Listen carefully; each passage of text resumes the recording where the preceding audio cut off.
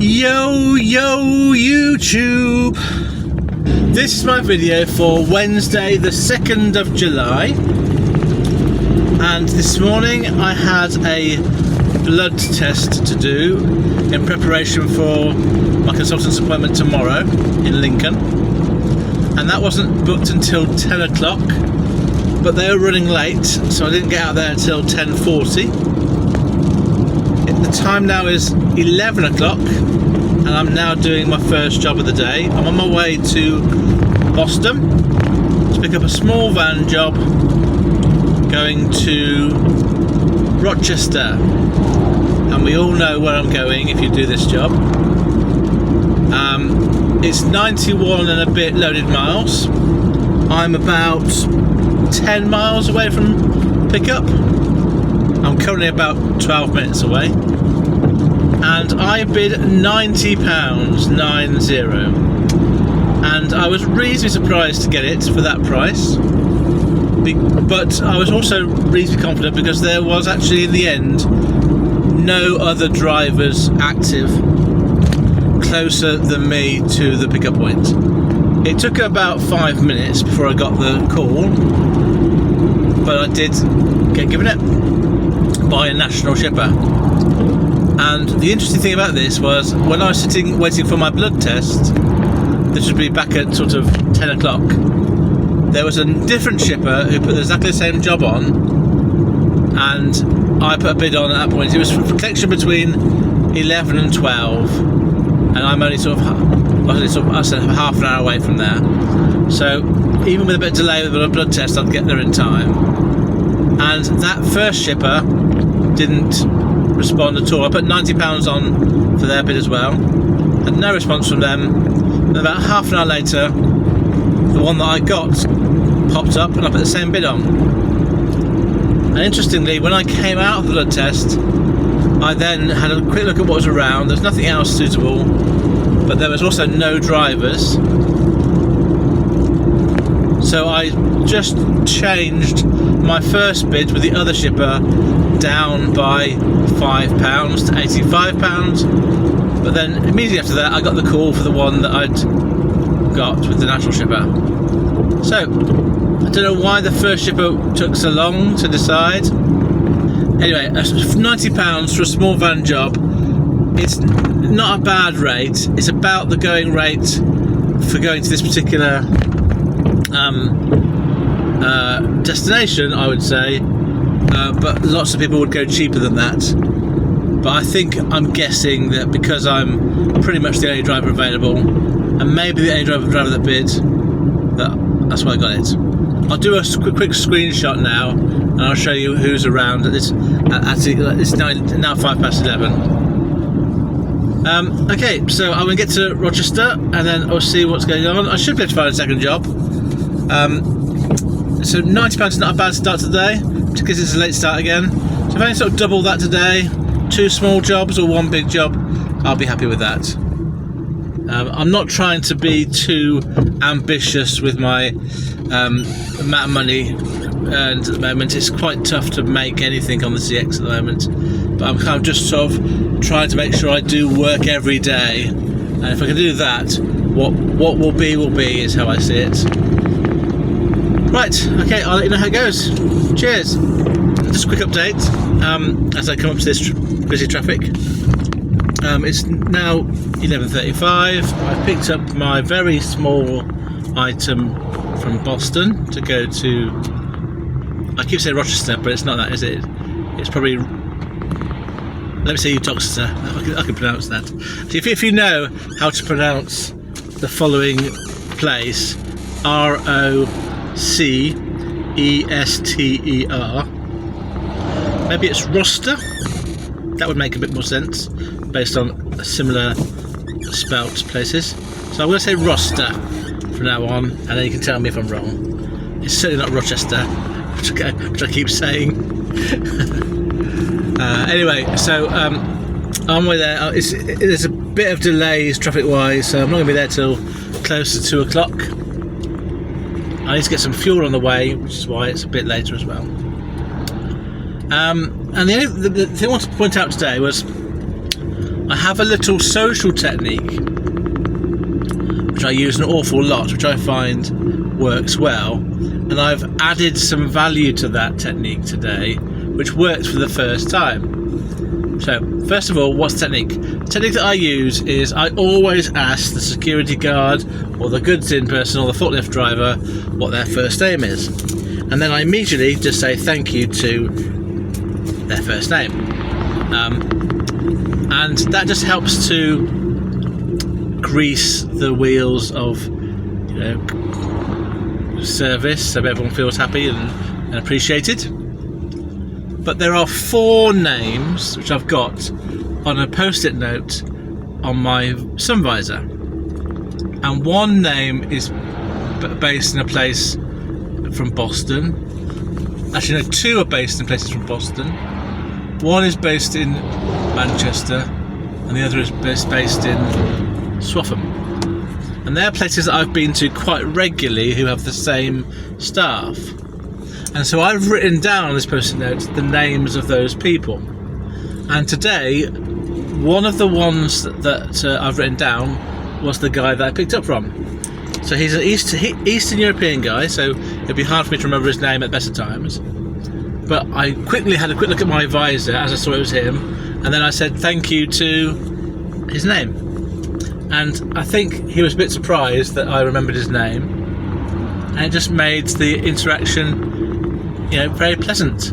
I remember when I first went to this place and first experienced him, he was quite standoffish and quite busy maybe, or having a bad day. But ever since I've sort of asked him his name and then today said his name, he's been pretty good to me, in terms of tone and mood.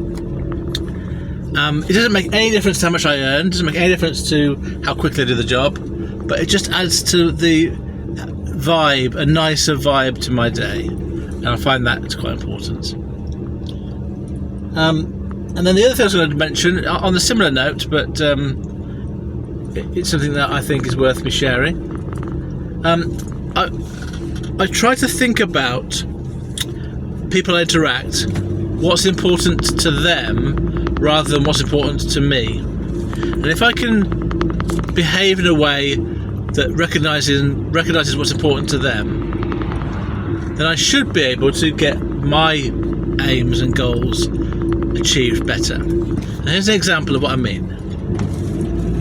When I go to security guards, other than me saying thank you to them and their name, if I'm at all not sure, or even if I am sure but I just want to sort of show that I'm playing the game, I'll ask them some simple questions to confirm some of the rules. For example, so the question might be, is there a one-way system here? How do I get back out when I finish? Another question might be, do you want me to put my hazard warning lights on, or my hazards on? And just checking what's the speed limit here. So they're all things that are basically, if I was to go at 10 miles an hour with my hazards on and follow the signage, I would never, usually I'm right, it's correct. So it's not about actually getting the information, it's about me showing to the security guard that I care about what's important to them, and I'm confirming that I'm going to do the things they find important. And that makes sense. It makes sense to me. I'm sure I've explained it well enough. It's just a question of trying to put yourself in someone else's shoes, particularly when you've got a really mundane job like security guard. It must be so boring. I mean, even forklift driving must be quite boring at times. So just sort of demonstrating to the other people that you're thinking about what they find important, and then you're going to do that, I think goes a hell of a long way to building rapport and making, again, as I said before, giving myself a better vibe with that interaction and therefore for my day. So if I share that, I'm sure some of you do it already, but there's these little things, I think, these reasonably little things make a big difference, in my view. Right, I'm due to get, as I said, to my destination at about 2 o'clock. Just need to find somewhere to fill up now on the way. I'll let you know how it goes. Cheers. Howdy, YouTube. So it's now 25 past 2. I offloaded my job at what I'm going to call Rocester at 10 past 2, and I've now got myself a job which is not from the CX. It's from a shipper that's really good, that I sometimes get a chance to do work for, but not very often. It's always good to be able to. And I'm picking up a small van load going from Stockport area to March in Cambridgeshire. And I'm about an hour and a quarter away, about 40 miles. And I should be there just after 3:30 for the pickup. I just need to double check in a moment when I finish this video if I'm able to co-load on the way home tonight, because hopefully I can get something to send me home, because the delivery is for tomorrow afternoon, so I can't do it all today. And I'm getting £160 for it, 160, and I can't quite remember how long the mileage is now. It's about 140 miles, I think. Okay, so I'm on my way there now, and I'll pick this up and then hopefully get a chance to find another little job just to get me closer to home for tonight.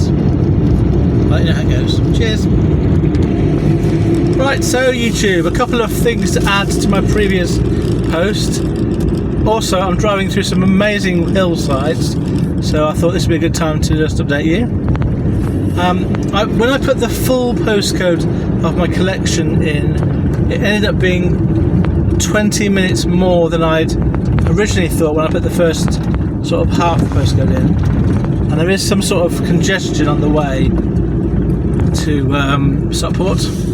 So I've let the shipper know, and I did say that if it was going to be too late, then that's fine, just let me know. But I'm still doing the job. And secondly is, I do know how many miles I'm doing now. So just to put a bit of context here, when I picked up this job, I didn't really even look at the price or the mileage. I knew who it was by, so I picked it up and just quickly said I'd do it, because it's one of those people there whereby you know you can get paid fairly, you just know that. So I don't actually need to know how far is the mileage, what am I going to get paid. It's probably the only shipper that I would just always do a job for without even checking the details, because I trust them really well. It's really nice to have that sort of relationship with somebody. So I now know it's 153 miles, 153, and I'm delivering tomorrow afternoon in March. So my next, the other thing is, I have double checked, I am allowed to get a second load tonight to try and get myself home paid. So this is what I've got to try and work out. Tonight I want to get anything that takes me from the Manchester area towards East Anglia, and there is a job from Bury to Grimsby that often goes out, so I'm going to give that shipper a call and see if it's available. That'd probably be the best option for me, depending on the time it's being picked up. Now my next problem, inverted commas, is tomorrow morning I have to be in Lincoln for 9:30 for my consultant's appointment, which is fine, it doesn't affect anything. It's just that I need to try and find a job from 10 o'clock when that finishes to get me from Lincoln to Cambridgeshire somewhere, or somewhere near Cambridgeshire, in time for the 1:30 drop off. Now it's perfectly feasible, but don't you, that when you're looking for a specific direction, that's when all the jobs go the opposite direction. So worst case scenario, tomorrow I drive from Lincoln to March dead to drop off my load. Which isn't the end of the world, I'm fine with that. But if I can somehow get a job tonight to pay for today, and a job tomorrow morning from Lincoln to pay for tomorrow, I'll have a really good 2 days. So at the moment, with what's booked in, I've done 1 day's worth of work 1 day's worth of income over 2 days. But I've got the chance now to get some more income to make it worth 2 days worth of income for 2 days work. So I can't really lose too much. Oh, I know what I'm going to do. So you may remember my previous video where I tempted fate. I'm going to do it again today because I'm that kind of rebel.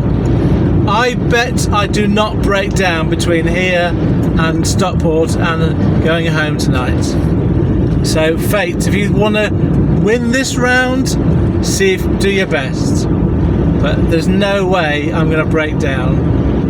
I'm going to that or crash. I'm not going to break down or crash between here and getting to my delivery point tomorrow. There you go. That's my little tempting fate game. It is now 20 to 6 and I have been looking for a job probably a good hour and a half, and I am looking for a job specifically that takes me somewhere from Manchester area closer to East Anglia, and it is today. There's a job going from Bolton to Thirsk, which was not very good on 2 counts. It's an hour to Bolton from where I am, and Thirsk is about 2.5 hours home. So the whole trip would have been around about 5 hours, and I would have been on it even with that, except it was a job for 3 pallets, and I probably can't fit on 3 pallets and my current load. There was a spate of jobs right at the start, from sort of Manchester going to Derby, another one going to Leicester, and I think there's one going to Sheffield. And I got a call about one. I think it was the one going to Sheffield. And I mentioned to the lady that I said something like, just to let you know, I have got a large box on board, which is for delivery tomorrow. I will be delivering your job directly tonight. And she said, I'll have to get back to a customer, go to a customer and ask them and get back to you, which is a euphemism for we don't want to give the job to you. So this is the problem. I thought about this at the time when that job disappeared. I thought, should I say anything? And at the time I was thinking, yeah, of course you should. It's much better to be open and honest about these things, and then you're not going to worry about being sort of, in fact, found out. I'd much rather sort of just explain the situation. And if I don't get a job, then I don't get the job. If I do, I do. And it's a bit potluck. Some shippers will understand that having, one load on board, and you're going to deliver that tomorrow, and then you're going to deliver their load tonight straight away, doesn't make a difference to them. And some, it will make a difference to. It's about a 50-50 chance that a shipper will agree or disagree. And when jobs are tight, it's tempting to just not mention it.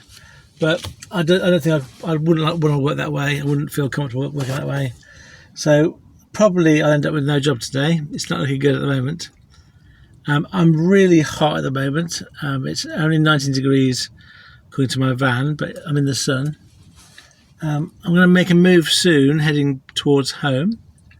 It's about roughly 3 hours journey to get home, mainly because the traffic is so busy.